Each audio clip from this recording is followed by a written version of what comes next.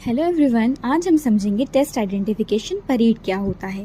TIP का मतलब होता है मजिस्ट्रेट के सामने एक ऐसा प्रोसेस जिसमें विटनेस अपनी आंखों से देखे हुए क्रिमिनल को पहचानता है जब उसे कई लोगों के बीच रखा जाता है। ये इंडियन एविडेंस एक्ट में डायरेक्टली डिफाइन नहीं है, लेकिन code of criminal procedure CrPC के सेक्शन 54 और इंडियन एविडेंस एक्ट के सेक्शन 9 में इसका रेफरेंस मिलता है। क्या होता है टीआईपी? जब कोई जुर्म होता है और उस वक्त कोई विटनेस क्रिमिनल को देखता है तो बाद में पुलिस उस विटनेस को बुलाती है।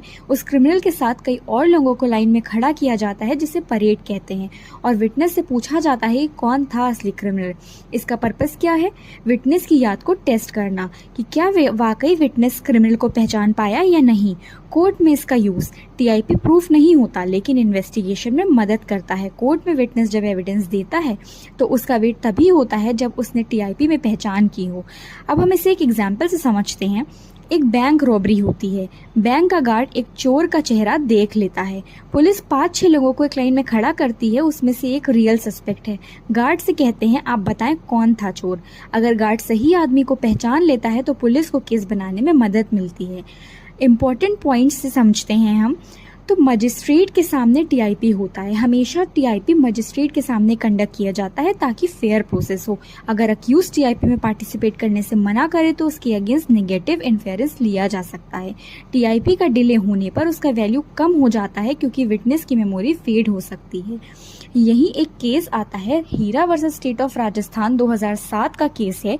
इस केस में क्या होता है, आधी रात में पेट्रोल पंप के ऑफिस का दरवाज़ा तोड़ के 7 डकॉइट्स घुसते हैं। जो वहाँ वर्कर्स होते हैं, जो सो रहे होते हैं, उनको लाठी से पीटना शुरू कर देते हैं।